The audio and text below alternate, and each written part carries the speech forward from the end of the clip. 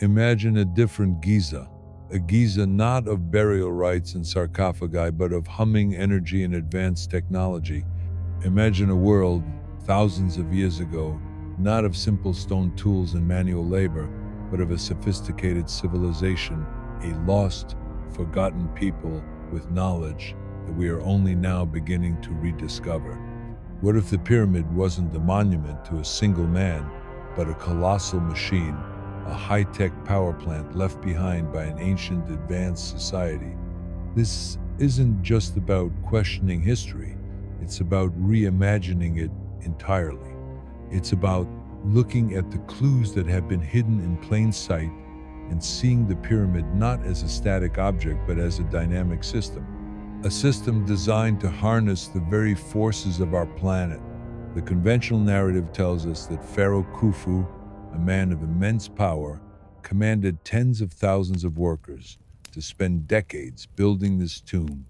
They hold millions of massive stone blocks into place with ropes and ramps, a feat of incredible human endurance.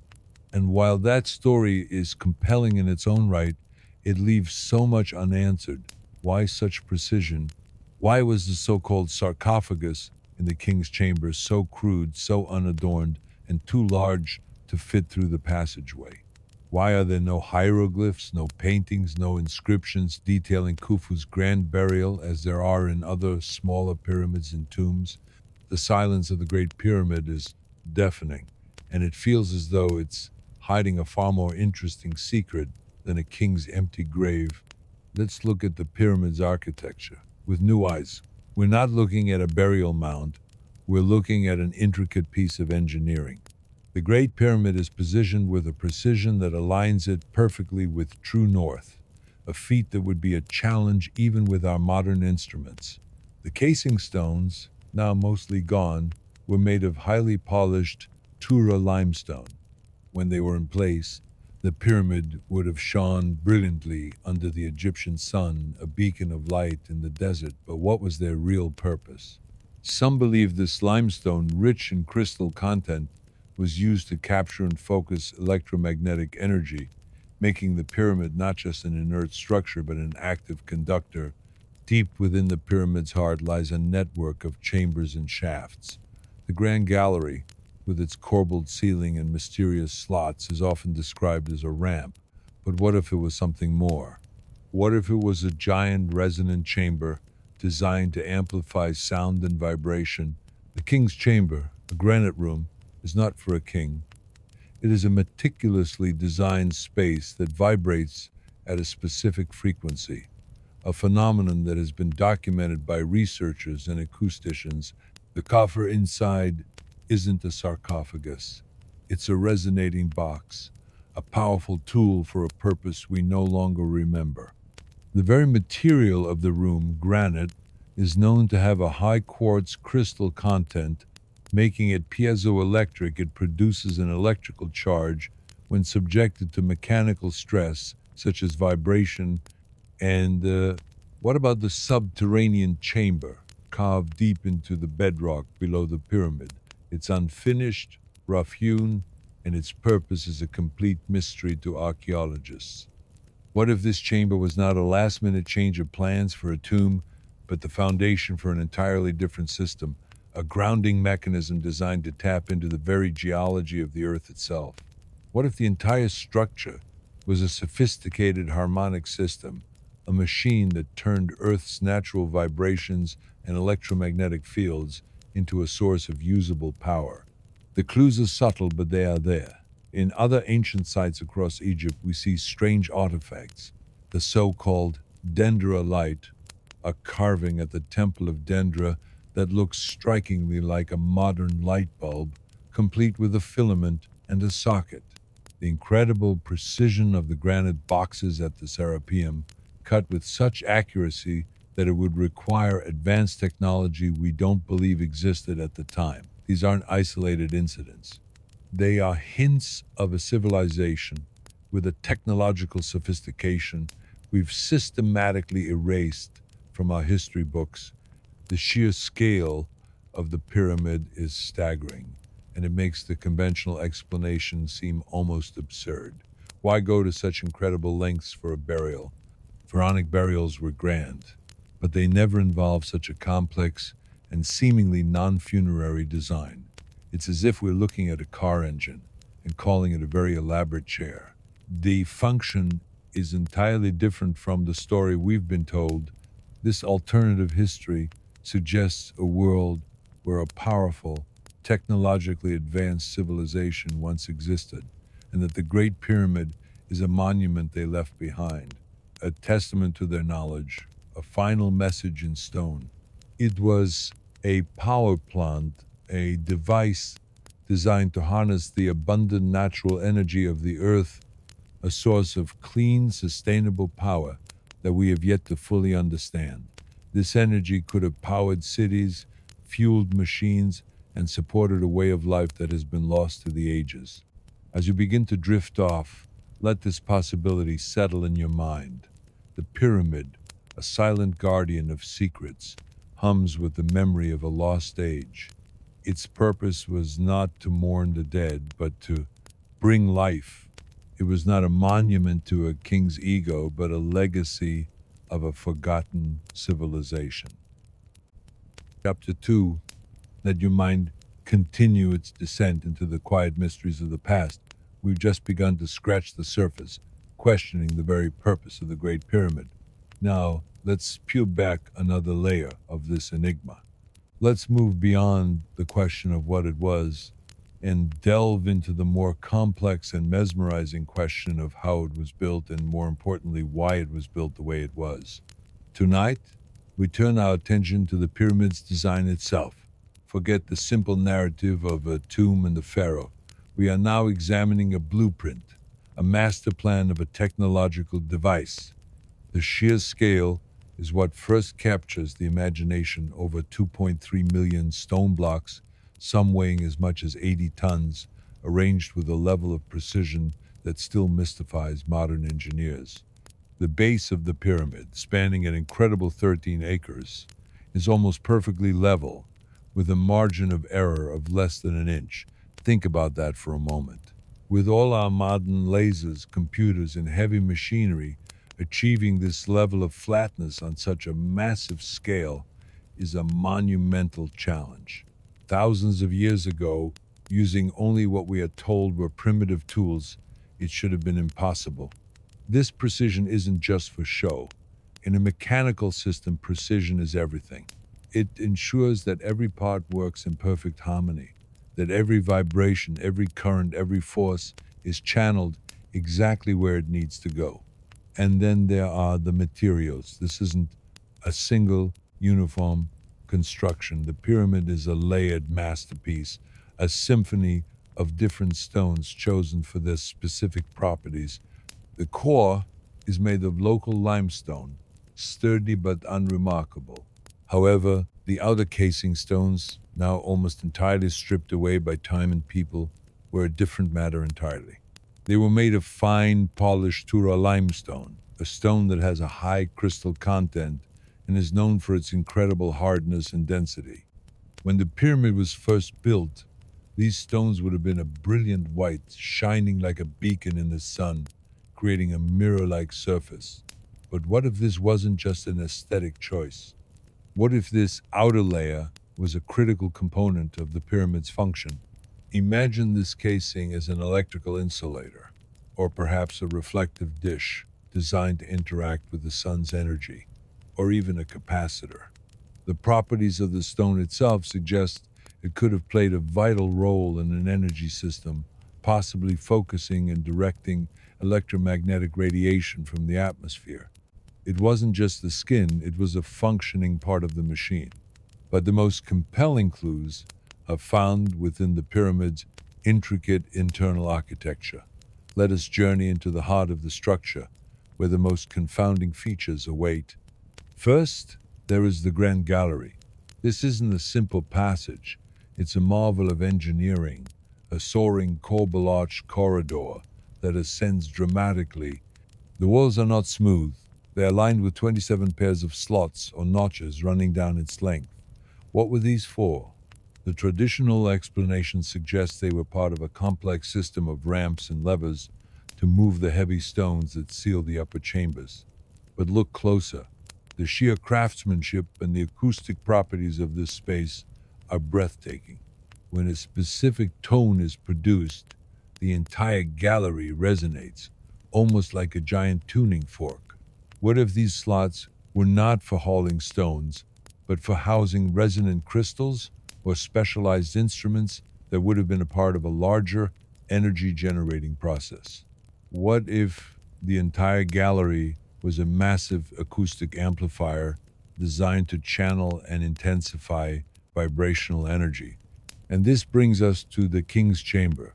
This room, located deep within the pyramid, is a testament to the builder's astonishing command of material science. It is constructed entirely of massive granite blocks, a stone known for its high quartz crystal content. Quartz is piezoelectric, meaning it generates an electrical charge when it is subjected to mechanical stress, such as pressure or vibration. The entire room is designed to resonate at a specific frequency, and when that frequency is hit, the granite itself comes alive, generating a measurable electromagnetic field. The so-called sarcophagus, a large, plain granite box, is not an ordinary coffin. It is too large to have been moved through the narrow passages to the chamber, meaning it must have been placed during the chamber's construction. It is also a perfect musical pitch, resonating beautifully when struck. It is, in effect, a giant resonating coffer, a perfect amplifier for the vibrations that would have been generated in the Grand Gallery and channeled into this chamber. And directly above this chamber, a series of 5 so-called relieving chambers are found stacked one atop the other. They are filled with immense granite blocks, seemingly there to relieve the pressure from the millions of tons of stone above. But again, look at the material and the design. These blocks are rough, unadorned, and have no logical place in a beautiful tomb. What if these chambers, filled with granite, were not about relieving pressure, but about creating it? What if they were designed to create a field of compressed energy, a pressure cell that would have enhanced the piezoelectric effect of the chamber below? It would have turned the entire upper pyramid into a colossal capacitor, a storage unit for immense amounts of energy. The Queen's Chamber also holds its own secrets. It contains a strange, sealed-off niche and 2 narrow shafts that rise upwards at a steep angle. For a long time, these were thought to be ventilation shafts, but they are too narrow, too winding, and sealed at both ends. Modern technology has shown that they don't lead outside. They lead to an internal hidden space. These shafts, and the 2 found in the King's Chamber, are the most enigmatic features of the entire structure. They are aligned with breathtaking precision to specific astronomical points in the sky. The King's shafts point to the star Thuban, the pole star of the time, and the constellation of Orion, while the Queen's shafts point to Sirius and Kochab. This astronomical alignment has long been a source of fascination. But what if this was not just for spiritual or celestial purposes?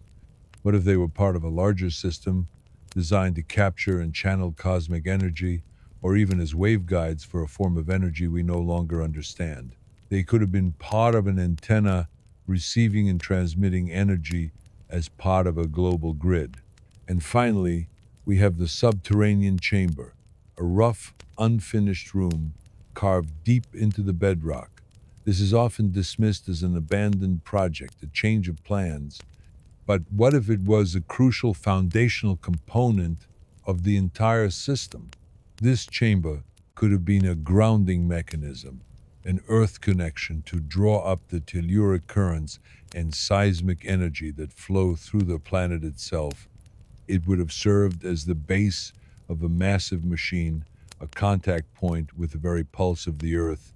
When we consider all these elements together, the precise leveling, the specific materials, the resonant chambers, the piezoelectric properties of the granite, the corbelled galleries, the astronomical shafts, and the subterranean grounding chamber, the picture that emerges is not of a tomb, It is a picture of a complex, meticulously engineered machine. Every part has a function. Every choice of material is deliberate. It is the blueprint of a technology we have forgotten, a legacy left to us by a civilization that understood the earth and the universe in a way we are only beginning to glimpse. So let this new vision of the Great Pyramid settle over you as you sleep, not as a monument to death, but as a masterpiece of life and energy. Not as a symbol of a king's power, but as a silent, humming testament to a lost world. Rest well, knowing that the history we think we know is perhaps only a small part of a much greater story. Welcome back, fellow traveler, to the silent library of lost history. Close your eyes and listen not with your ears, but with the very essence of your being. We have just contemplated the pyramid's intricate design, a masterpiece of engineering and material science that defies our understanding of the ancient world. But now we must step back. We must pull our focus away from the single magnificent structure in Giza and look at the world as a whole.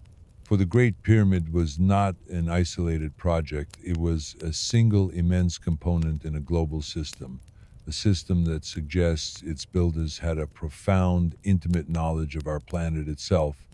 Imagine, if you will, the Earth not as a lifeless rock, but as a living, breathing organism, an organism with its own circulatory system, a network of powerful, unseen energy channels that crisscross the globe, connecting sacred sites and monuments in an intricate web. These lines of force, these invisible rivers of energy, are what have been called ley lines. This is not a modern fantasy. This is a concept rooted in ancient wisdom from cultures all around the world. In China, they spoke of dragon currents, or lungmei, that flowed through the land, and the entire art of feng shui was developed to align human structures with these powerful flows. The indigenous peoples of Australia knew of song lines, ancient paths that traced their creation myths and sacred sites across the vast continent. They were navigational charts, yes, but they were also maps of a spiritual and energetic landscape. Our own ancestors in the British Isles placed monuments like Stonehenge and Avebury, not randomly, but at precise points where these ley lines intersected, creating powerful energy centers that are still felt by many to this day. The Great Pyramid, according to this radical theory, is not merely located in Egypt. It is located at a critical nexus point, a vortex of immense telluric power on this global energy grid. This placement was no accident. It was the central station, the hub of a planetary power network. But what are these forces exactly? Mainstream science often dismisses the concept of ley lines, yet it acknowledges the existence of powerful natural phenomena that could be harnessed. We know the Earth has a massive magnetic field. We know there are telluric currents, vast electrical currents that flow deep beneath the ground, generated by changes in the magnetosphere and the planet's own internal geology. We know of the Schumann resonance, the powerful, low-frequency electromagnetic waves that pulse through the space between the Earth's surface and the ionosphere like a global heartbeat. What if the ancient builders of the Great Pyramid and other sites had a deep, practical understanding of these energies? What if they weren't just building monuments, but were creating a global infrastructure? Each site, the pyramids of Mexico, the sacred mountains of Peru, the megaliths of Europe, could have been a node in this vast network. They were all designed to interact with this planetary energy in a specific functional way. The Great Pyramid, due to its immense size, its unique shape, and its specific materials, was designed to be the most powerful of these nodes. It was not a small power station, it was a cathedral of energy, a grand device built to interact with all these forces simultaneously. Let's re-examine the pyramid's components through this lens. The very foundation, the subterranean chamber we discussed, becomes more than an unfinished room. It becomes a massive ground plate, a contact point with the telluric currents flowing in the bedrock beneath Giza. It was the anchor, the connection to the deep electrical pulse of the earth. The core of the pyramid, with its massive limestone blocks, could have acted as a giant dielectric, an insulating medium. Surrounding this were the polished Tura limestone casing stones, which, with their high crystal content, could have functioned as a vast capacitor. The whole structure then becomes an immense electrical circuit. One part draws energy from the ground, another from the atmosphere, and the entire pyramid is designed to amplify and transform that raw planetary energy into a usable form. Think of the king's chamber again, that perfectly resonant granite room with its piezoelectric properties. It wasn't a burial place. It was the reactor chamber. The vibrational energy captured by the subterranean chamber and funneled up through the pyramid's core would have been amplified by the Grand Gallery's acoustics, creating a powerful pressure field. This pressure field would have activated the quartz crystals in the granite of the king's chamber, creating a powerful electrical current. The relieving chambers above would not have been for structural support, but for containing and compressing this powerful energy field, keeping the system stable. The coffer, the resonating box at the heart of the room, would have been the final transformer, a device to convert this raw energy into a usable form, perhaps beamed wirelessly to nearby cities. This isn't just a theory about one building, it's a complete paradigm shift. It means that thousands of years ago, before we harnessed the power of steam or coal, a lost civilization had developed a form of clean, renewable energy. They weren't burning fossil fuels, they were living in harmony with the planet, tapping into its natural pulse, its very heartbeat, to power their world. They understood that the Earth was a vast, energetic machine, and they knew how to plug into it without causing harm. Why did this knowledge vanish? Why did the pyramid cease to function? The answers are lost to time, but the most common theory suggests a cataclysmic event, perhaps a flood or a pole shift, wiped out this advanced civilization, leaving behind only the most massive and durable part of their infrastructure. The pyramid remains, the testament and the riddle, waiting for us to rediscover the very science that built it. So, as the low hum of this ancient energy fades, let your mind drift over the unseen map of our world, a tapestry of power lines woven by the forces of nature and the hands of a lost civilization. The Great Pyramid is not a dead monument. It is a dormant power station, waiting for the right frequency, the right current to come alive again. The clues are all there. If we only have the courage to look beyond the stories we've been told and see the world for what it truly is, a place of unimaginable power and mystery. Chapter: Lie back and let your mind travel not just to the pyramid, but to the scattered, undeniable clues that lie hidden across the entire length of Egypt, a breadcrumb trail of a forgotten technological age. This chapter, in its entirety, will lay out the case that the ancient Egyptians were not a people of Bronze Age simplicity, but the inheritors of a sublime and lost technology. This is the complete and unexpurgated story of evidence of lost technology in Egypt. We have spoken of the Great Pyramid's design, its materials, and its baffling precision, but the pyramid is not an isolated wonder. All throughout Egypt there are whispers in the stone, anomalies that simply should not exist, artifacts and carvings that tell a story of advanced knowledge that has been systematically erased from our history books. Let us begin again, deep beneath the sands of Saqqara, in the labyrinthine tunnels of the Serapeum. This is not a sunlit temple, but a cold, dark place carved into the earth, where the very bedrock seems to hum with a forgotten purpose. The official story, as you know, is that this was the catacomb for sacred bulls, a grand burial site for revered animals. But when you look at the evidence, the official narrative crumbles like dry sand. Within these tunnels, you find 24 colossal granite boxes. Each one is a marvel. These are not rough-hewn coffins. They are masterpieces of stonework, crafted from solid granite, one of the hardest igneous rocks on the planet, second only to diamond in its ability to resist abrasion.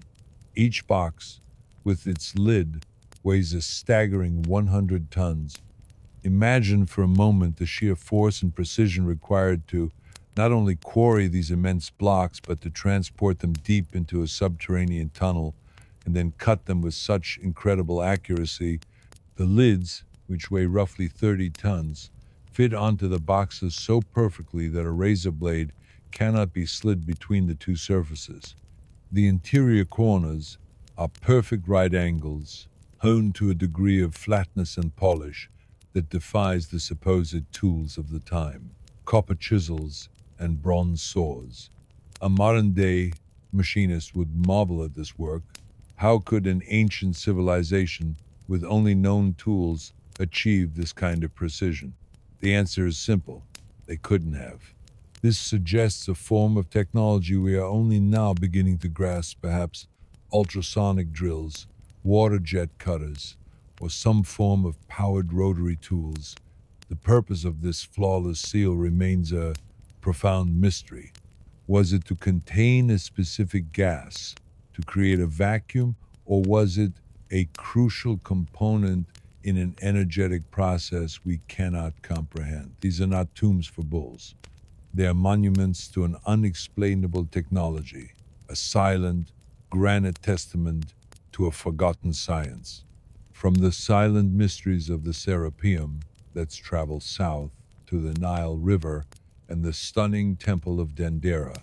Here, in a crypt deep within the temple walls, you find an extraordinary bas-relief carving known as the Dendera Light.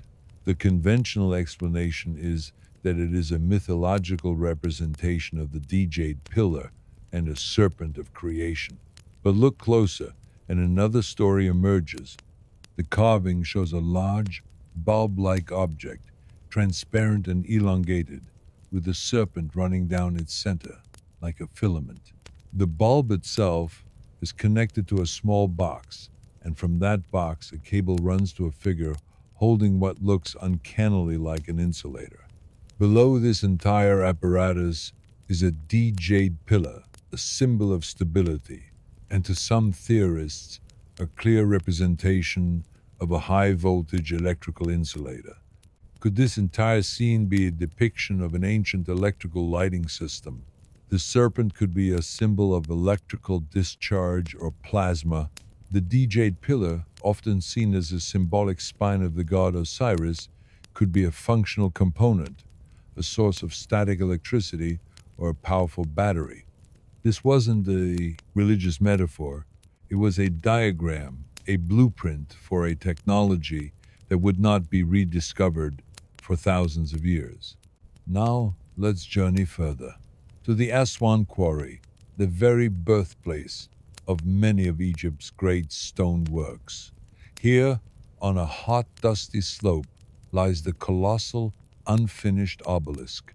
It is still attached to the bedrock, abandoned after a crack appeared during its carving. The sheer scale is breathtaking. It would have weighed nearly 200 tons. But it is not the size that holds the secret. It is the marks left on the stone itself. The deep, uniform grooves surrounding the obelisk are not the haphazard marks of simple stone hammers.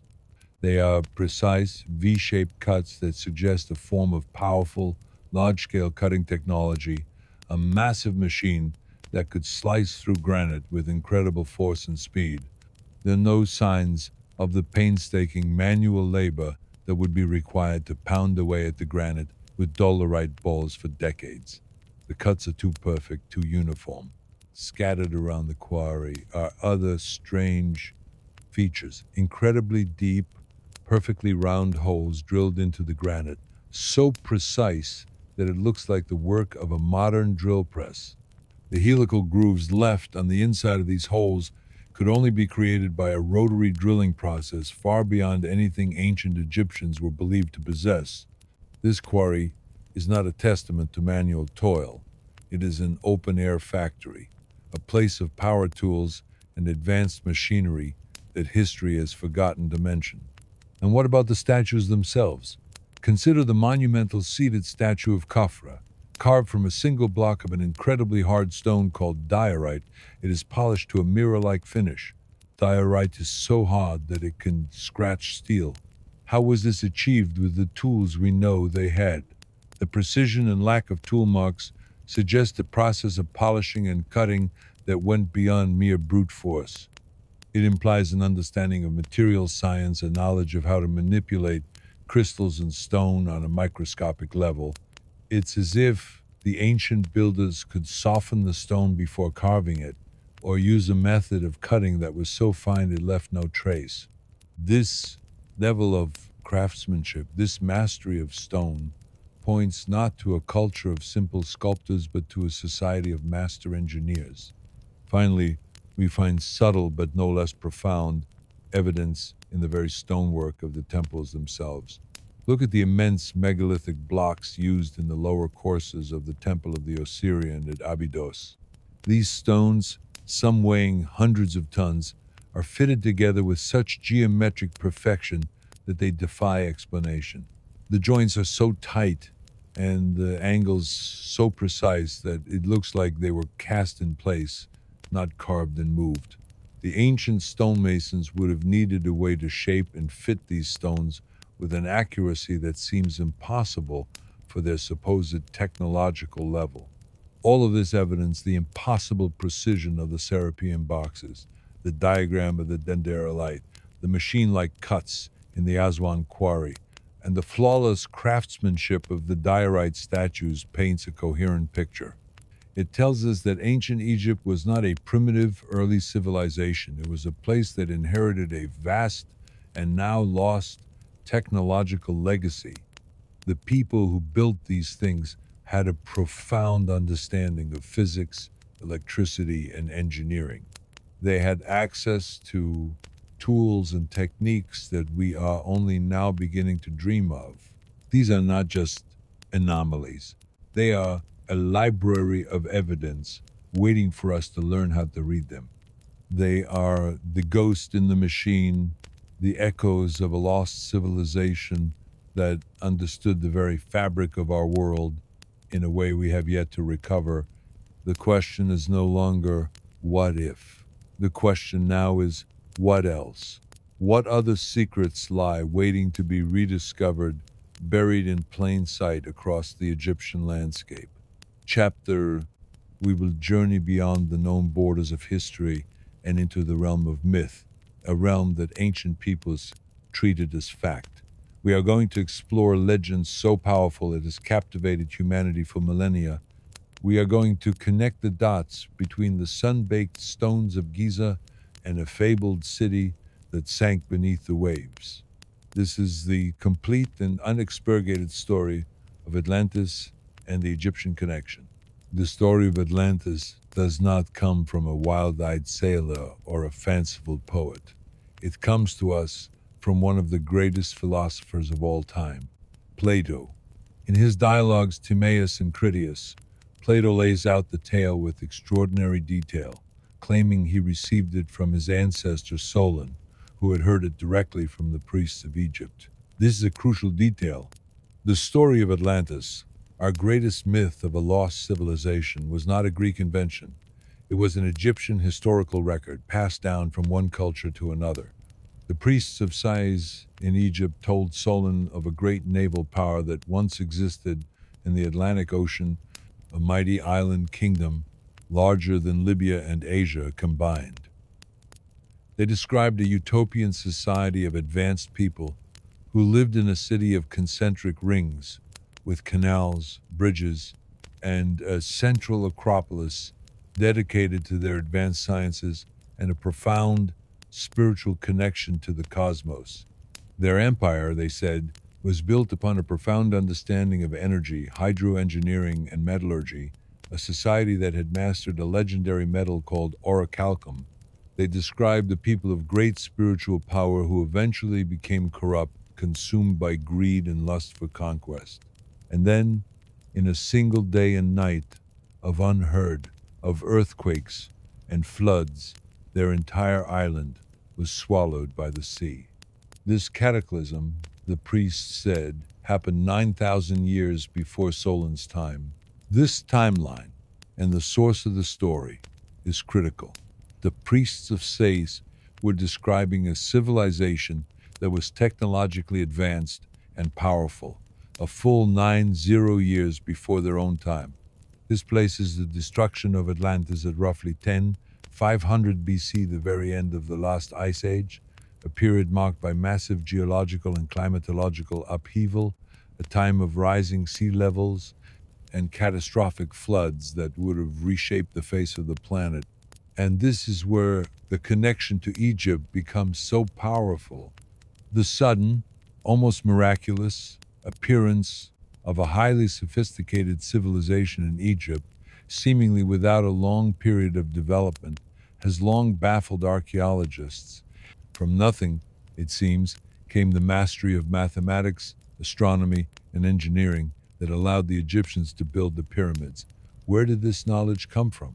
Conventional history has no answer. But in our speculative journey, the answer is clear. The knowledge was a hand-me-down from the survivors of a cataclysm. The remnants of a great civilization washed up on new shores, carrying with them a legacy of science and technology. Imagine the survivors of a civilization-ending flood, the very people who had once commanded a global empire of advanced technology, finding themselves on a new land.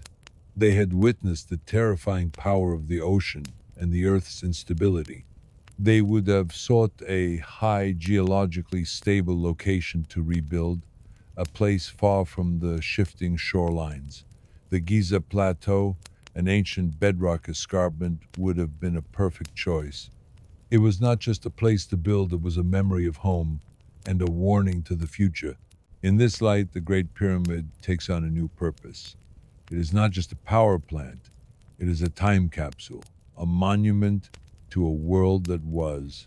It was built by the Atlanteans as a record of their knowledge, a final testament in an indestructible form. Its astronomical alignments are not for a simple pharaoh's soul, but a map of the heavens at the time of their civilization. Its internal chambers, with their advanced acoustics and material science, are the functional heart of their power system. The pyramid became their new temple, their new central hub, a grand machine designed to tap into the very energies of the planet in a way they had mastered for millennia. The cultural and religious parallels are also striking. The Egyptians had a pantheon of gods who were said to have ruled in a time before the pharaohs. These were not mythical beings in the traditional sense, but powerful entities who brought knowledge, law, and civilization to the native people. Could these gods have been the surviving Atlantean scientists, priests, and engineers? Take, for instance, Thoth, the Egyptian god of wisdom, magic, writing, and science. His story is of a divine being who taught the Egyptians to write, to read the stars, and to build with immense precision. He is often depicted with a tablet and a stylus, bringing the light of knowledge to a people in the dark. This is the perfect description of a highly intelligent survivor of a cataclysm, passing on their knowledge to a younger, less developed culture. The Atlanteans, in this theory, had not just a technological understanding, but a profound spiritual and metaphysical one. Their power was not derived from brute force, but from a harmonious connection with the earth. The ley lines we discussed, those invisible rivers of energy that crisscrossed the globe, were their power grid. The Great Pyramid was the central station, the Giza Plateau, the main hub. But all across the world, other pyramids, megalithic structures, and ancient temples served as nodes and power relays, all designed to draw upon and distribute Earth's natural energy. The cataclysm that sank their island home also disrupted this global network, causing the pyramids to fall silent and the other structures to become inert. The great power grid became a forgotten relic, and the Atlanteans, or what was left of them, were forced to rebuild in a much more primitive fashion, their most advanced technology locked away in an immense, unpowered monument in the desert. This grand theory gives context to the other anomalies we've discussed. The impossibly precise granite boxes of the Serapeum were not fabules, they were a legacy of Atlantean material science. The dendrolite carving was not a myth, it was a blueprint for an Atlantean electrical system. The tools of the Aswan quarry were not bronze chisels, they were the forgotten power tools of a society that could cut stone like butter. This narrative of a lost stage of enlightenment and its tragic end is far more compelling than the traditional one. It explains the sudden genius of ancient Egypt, the impossible artifacts, and the enduring myths that have haunted humanity for millennia. The Great Pyramid is not just a building, it is a memory etched in stone, a warning to future generations of the fragile nature of civilization. It is a story told by survivors, a silent reminder that every age of greatness, no matter how advanced, can be wiped out in an instant. The story of Atlantis and its connection to Egypt is not a fairy tale. It is a possibility, a forgotten chapter of human history, preserved in the very monuments that we still stand in awe of today. As you drift to sleep, let the image of a lost city beneath the waves connect with the towering pyramid in the desert. They are two halves of the same story, a beginning and an end, a rise and a fall. And perhaps, in their silence, they hold the key to our own past and our own future. Settle back and let the comforting darkness of night envelop you. We have traveled through the mists of legend, connecting the grandeur of Egypt to the fabled, drowned kingdom of Atlantis. We have laid out a compelling case for technological legacy, passed from a lost civilization to the builders of the pyramids. But if this theory is true, if history is a lie, then where is the proof? Why have these discoveries not rewritten our textbooks and reshaped our world?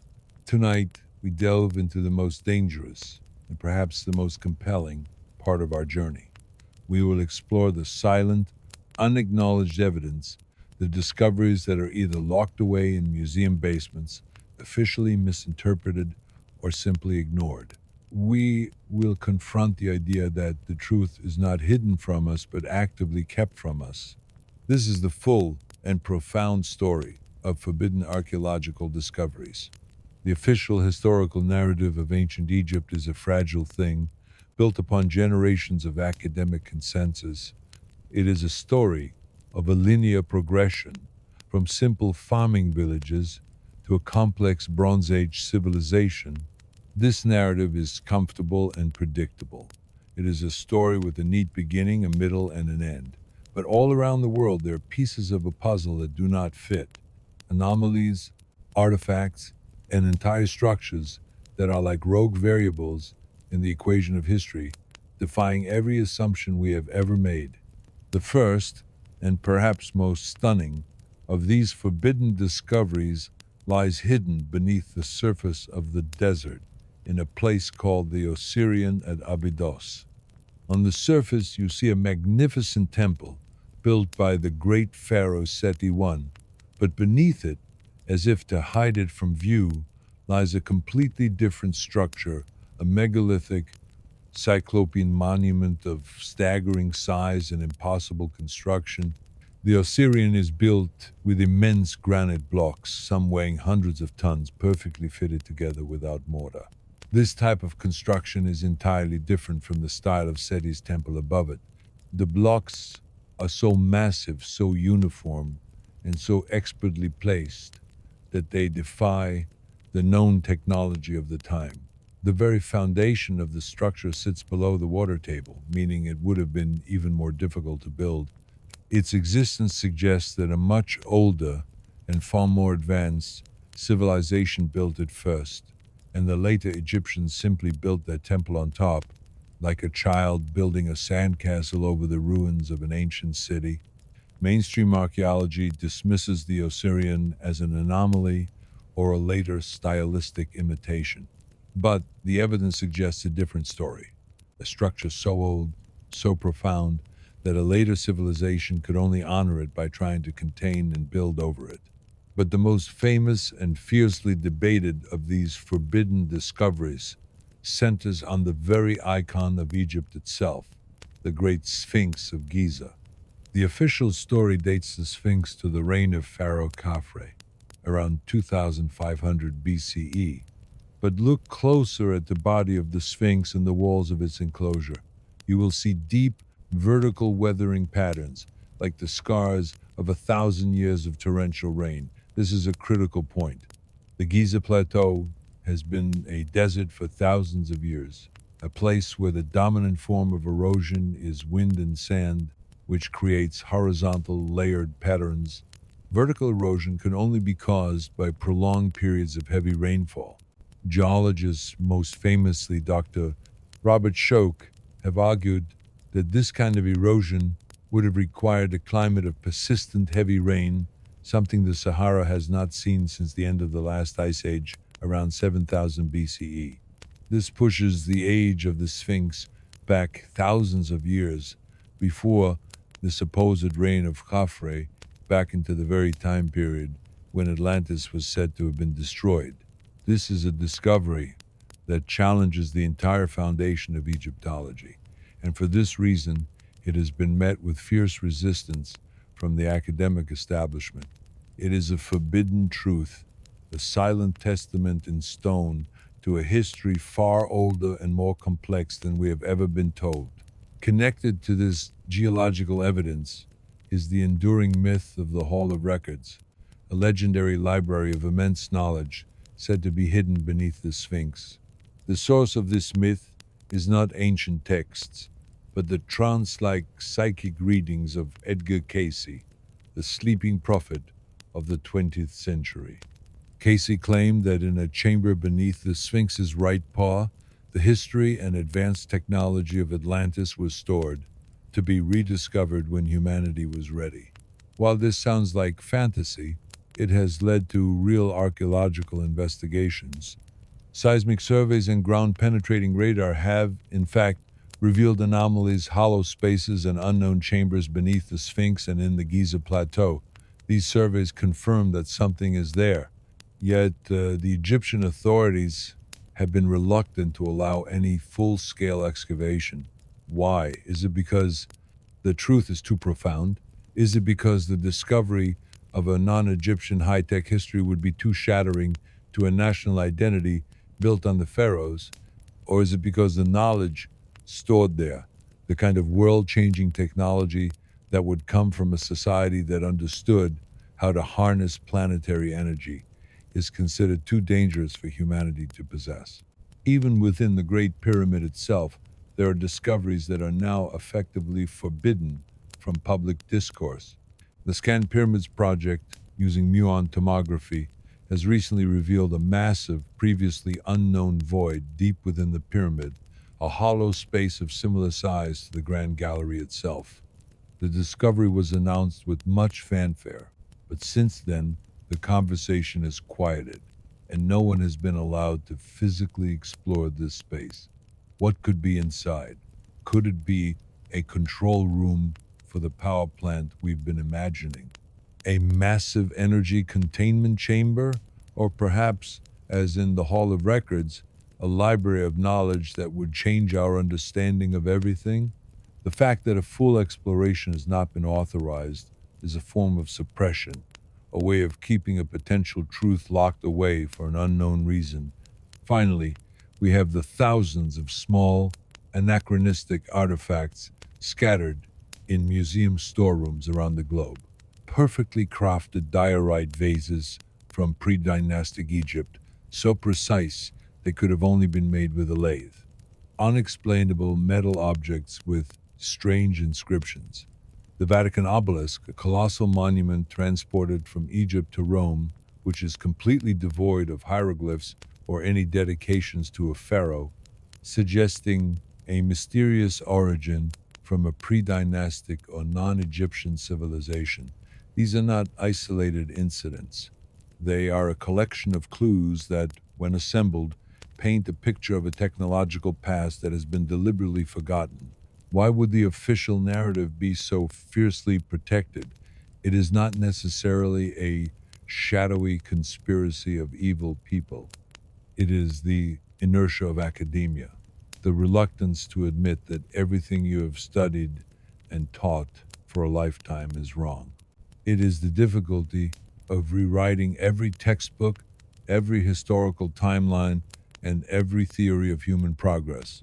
The truth of a lost technological civilization is simply too big, too world shattering to be easily accepted. These forbidden discoveries are the ghost in the machine of history. They are the silent, screaming proof that a great and terrible event once wiped the slate clean. They are the keys to unlocking a history we were never meant to know, a past that holds both the greatest secrets and the greatest dangers. But they are there, waiting. As you drift to sleep, know that the truth is not hidden, but simply waiting for us to find the courage to look at it and acknowledge what it is telling us. The known chambers reimagined. The internal layout of the Great Pyramid is a masterclass in enigmatic design. The King's Chamber, built entirely of granite, is a resonant space. Its unique acoustic properties allow it to vibrate at a specific frequency, and the sarcophagus within it, an empty granite coffer, acts as a perfect resonant amplifier. We suggest this wasn't a tomb, but a reactor chamber, where piezoelectric energy from the granite was harnessed. The Grand Gallery, with its high, corbelled ceiling and mysterious wall slots, is often explained as a simple ramp, but its complex geometry and perfect acoustics suggest it was a waveguide or acoustic amplifier designed to channel and intensify vibrational energy from the pyramid's base towards the chamber above. The Queen's Chamber, with its blank niche and two sealed shafts, is a riddle. Its shafts point to constellations, not outside air, and its purpose remains officially unknown. These chambers were components, not decorations, parts of a grand machine, not a mausoleum. The hidden chambers and the new mysteries, beyond the known spaces, lie even greater secrets, discovered by new, non-invasive technologies that are challenging what we thought we knew about the pyramid's structure. The Gantenbrink door. In the early 1990s, a robotic probe sent up the narrow southern shaft of the Queen's Chamber discovered a small polished limestone door with two copper handles. This finding proved the shaft was not for ventilation and was deliberately blocked. A later probe drilled a small hole, revealing another empty chamber behind it. This was a secret within a secret, a series of deliberate blockages that hid a tiny empty space. Why go to such lengths to hide nothing? The answer, perhaps, is that the purpose was not what was inside, but the blockage itself, a functional component of the pyramid's larger energetic system, the Scan Pyramid's void. The most profound discovery came in 2017. Using muon tomography, a non-invasive technique that can see through solid rock, much like an X-ray, the Scan Pyramids project detected a massive, previously unknown void. This space, now called the Big Void, is located directly above the Grand Gallery.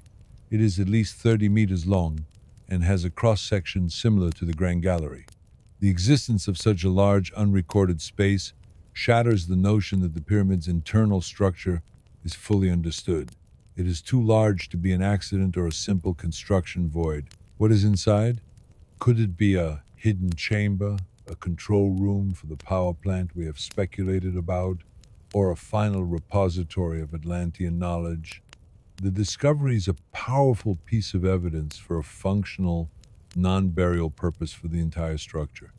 Yet, like the other discoveries, its exploration is forbidden, a silent testament to a history that is not yet ready to be told. The pyramid is not a solid stone tomb. It is a carefully engineered structure with known and unknown internal spaces that seem to serve a much greater purpose. These hidden chambers are the final secrets, the missing pieces of a puzzle that, when assembled, could reveal the true nature of this timeless monument. To our journey through a history rewritten in whispers, you've heard the echoes of lost technology in the granite of the Serapeum, and you've connected the Giza Plateau to the sunken legend of Atlantis. You have gazed upon the forbidden evidence that defies our conventional timeline. Now, it is time to confront the most fundamental and unsettling question of all. Who exactly built the Great Pyramid? For centuries, we have been told a comfortable story, a narrative of human genius and monumental effort. We are asked to believe that Pharaoh Khufu, a man of immense power, commanded tens of thousands of workers to spend decades building this glorious tomb.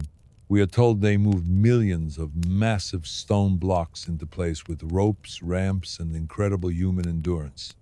And yet, when we look at the evidence with clear, unclouded eyes, this story begins to fray, like a brittle papyrus scroll left in the desert sun.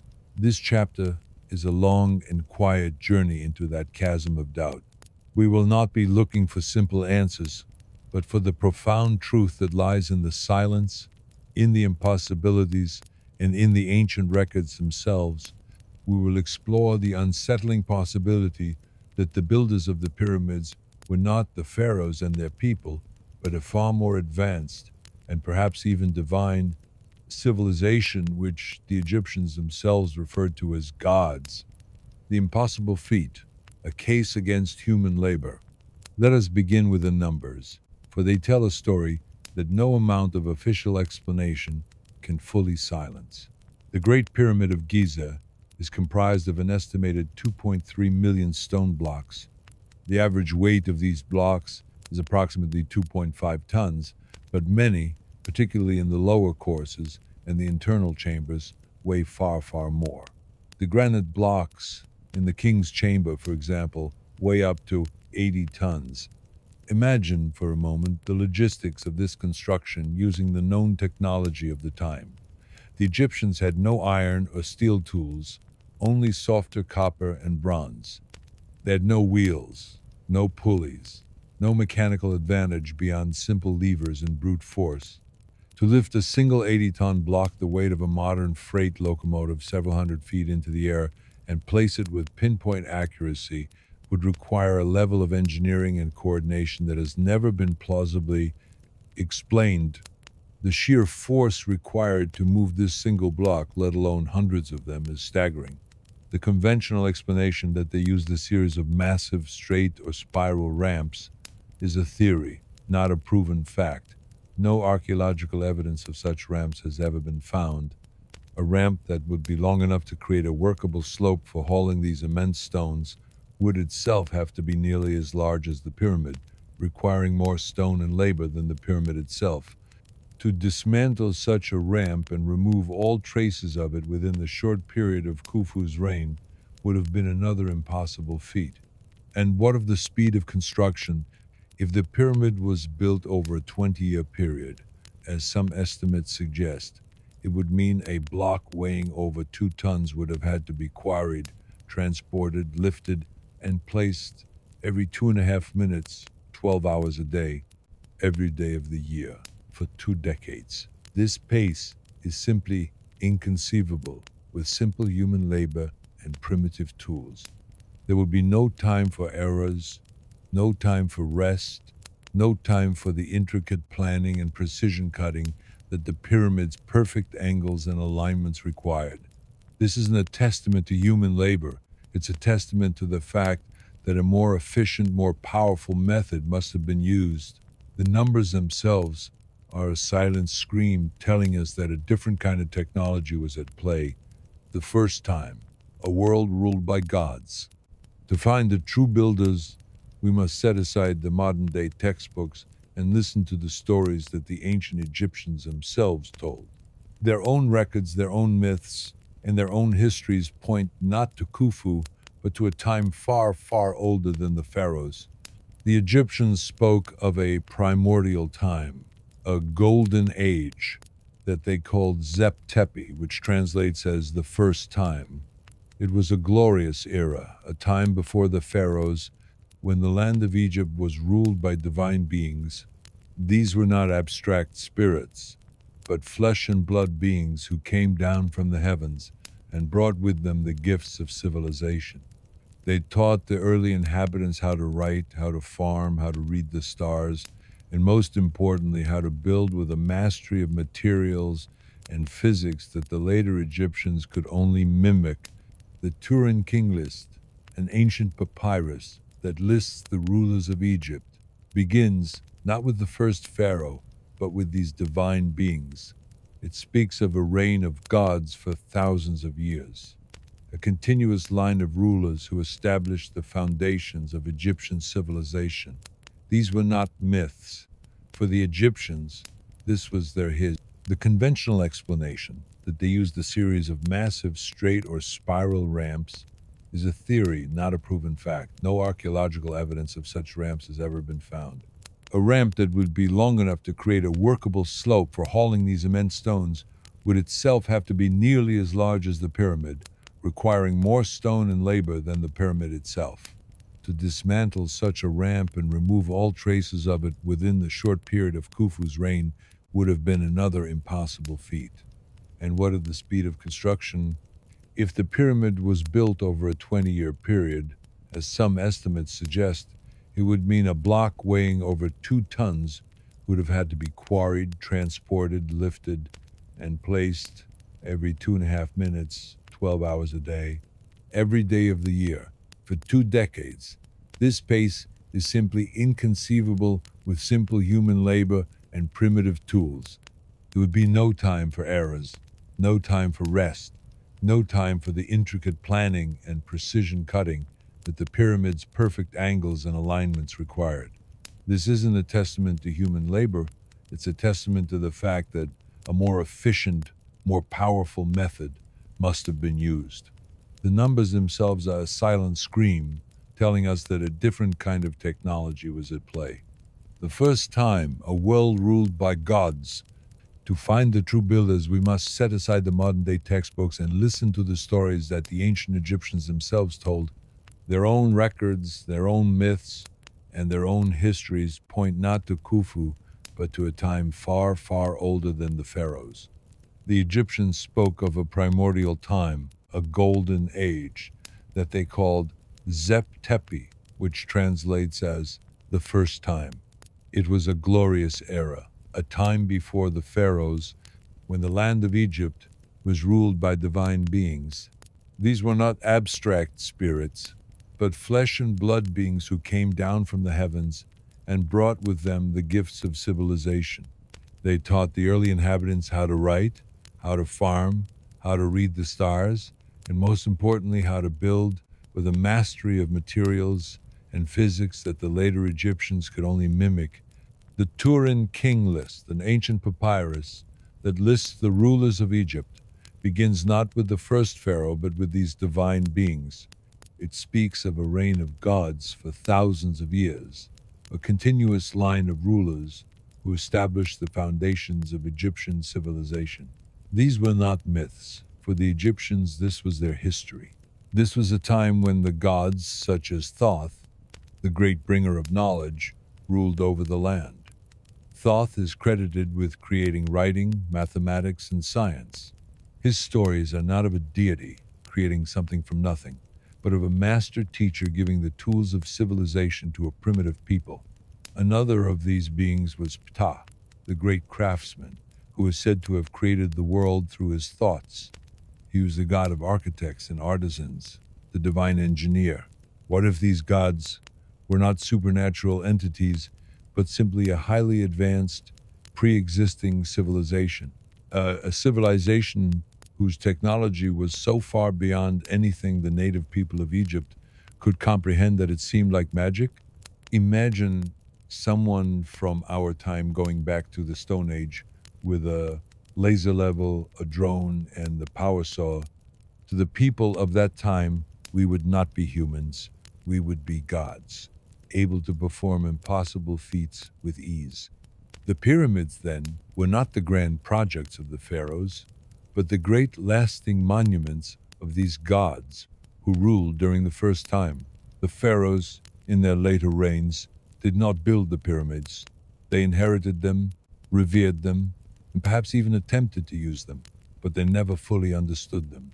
The extraterrestrial connection, the question of who these gods were, leads us to an even more radical idea. Were they the survivors of Atlantis, a drowned civilization that we have already explored? Or were they something else entirely? The ancient astronaut theory suggests that these gods were not of this earth at all.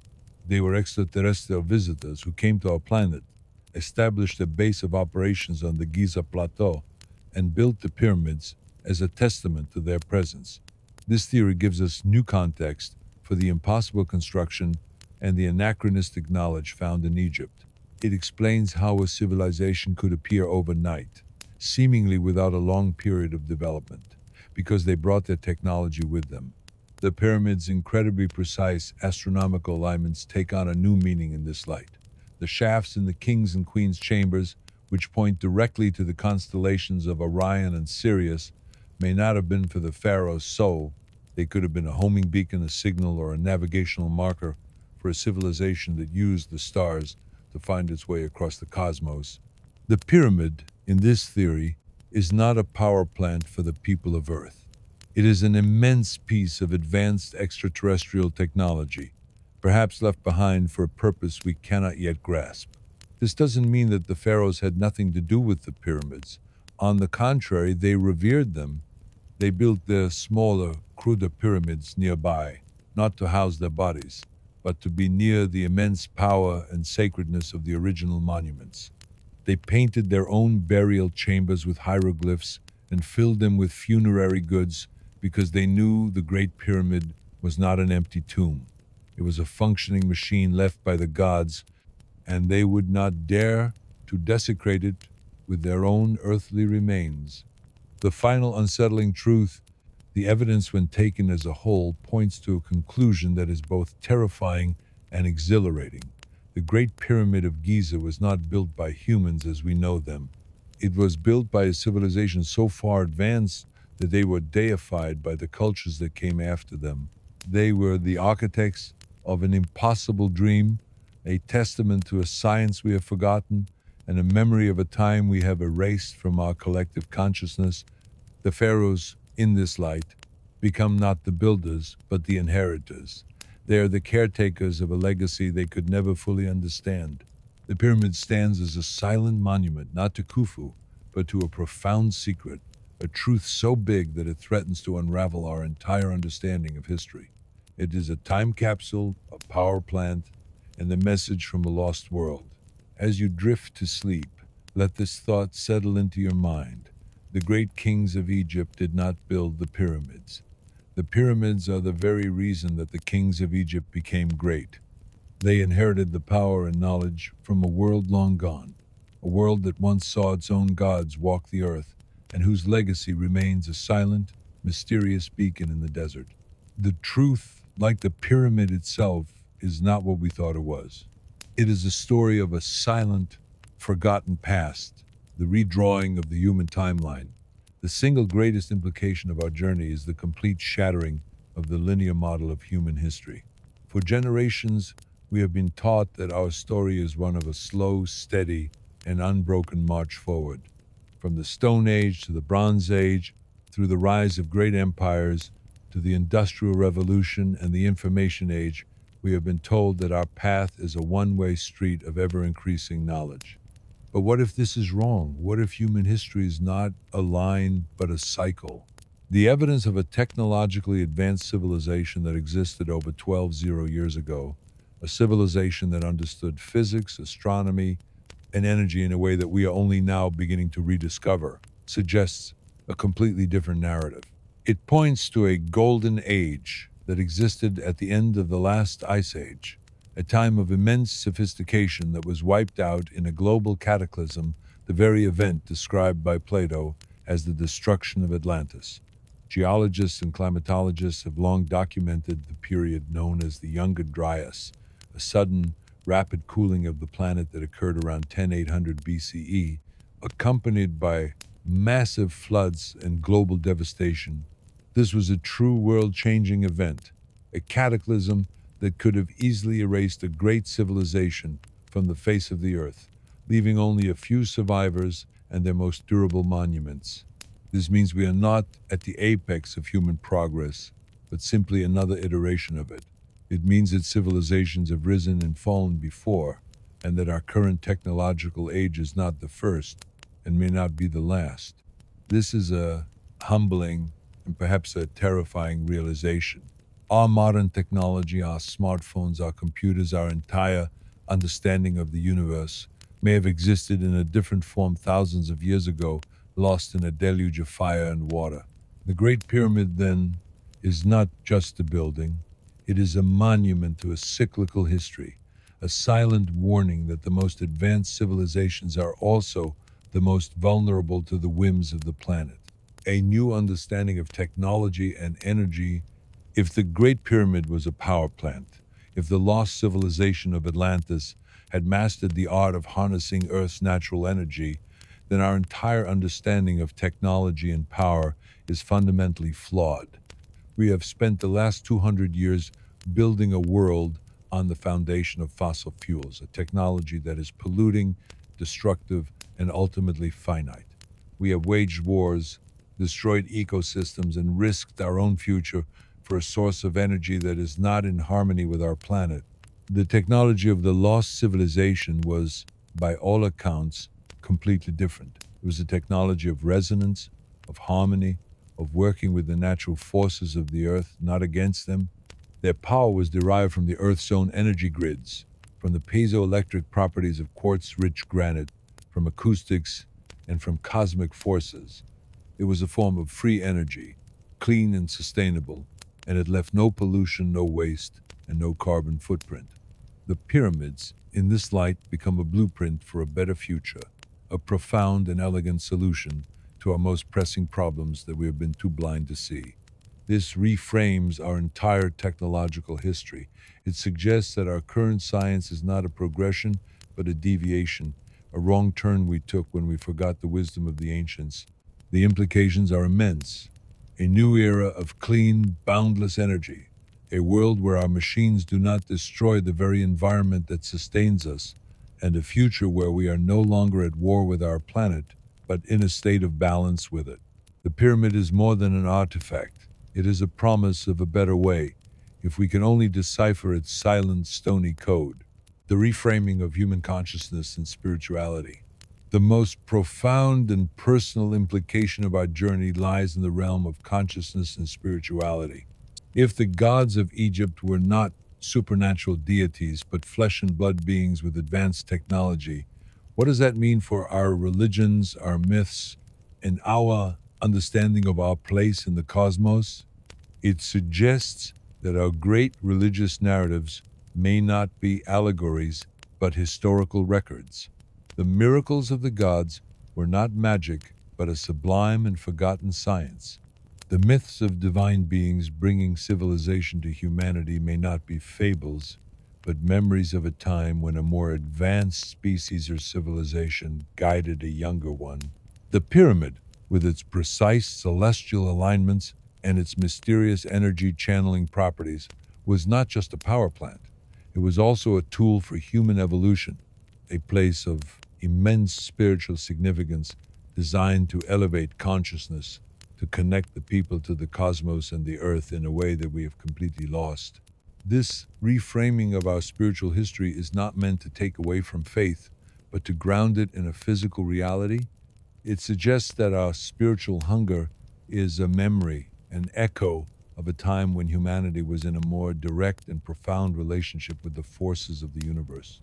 It implies that the purpose of the pyramid was not for a king's afterlife, but for the life of a people, a living temple designed to connect heaven and earth in a way we can only begin to imagine. The pyramid is a silent teacher, a guardian of a forgotten truth. It challenges us to let go of our comfortable stories and to embrace a much larger, more mysterious, and more beautiful reality. It asks us to consider that we are not at the beginning of our story, but in the middle of it, a story that has been told and retold with lessons learned and forgotten. The pyramid, in its silent, majestic splendor, is a reminder that the truth is not what we think it is, but what we are willing to discover. The path forward is not a journey into the future, but a journey back, a journey to rediscover the lost knowledge that has been waiting for us all along, hidden in plain sight in the heart of the desert. The journey is at its end. The gentle winds of Giza have carried us far, not just across the sands, but across the immense gulf of time itself. We have questioned the very foundation of our history, and in doing so, we have discovered a deeper, more beautiful, and far more mysterious story waiting beneath the surface. We came to the Great Pyramid, seeing a tomb, a silent monument to a pharaoh's vanity. We leave it seeing a testament to a lost age, a silent, humming power plant built by a forgotten civilization that understood the earth and the cosmos in a way we are only now beginning to remember. We have seen evidence of their impossible technology, heard the echoes of their wisdom and the stories of gods, and we have glimpsed the cyclical nature of a history that rises, falls, and waits for us to rediscover its profound lessons. The Great Pyramid stands today not as a monument to death, but as a silent beacon of life. It is a reminder that the truth is often far more wondrous than the stories we tell ourselves. It holds within its stone a blueprint for a better future, a warning of a forgotten past, and an invitation to look at our world not with a sense of certainty, but with an immense childlike sense of wonder. So as you drift off into the quiet of the night, let these thoughts settle in your mind. The pyramid is there, waiting. It is a story in stone, a secret waiting to be unlocked. And its truth is not just in its immense size, but in the questions it forces us to ask. Good night, and may you dream of a history yet to be rediscovered.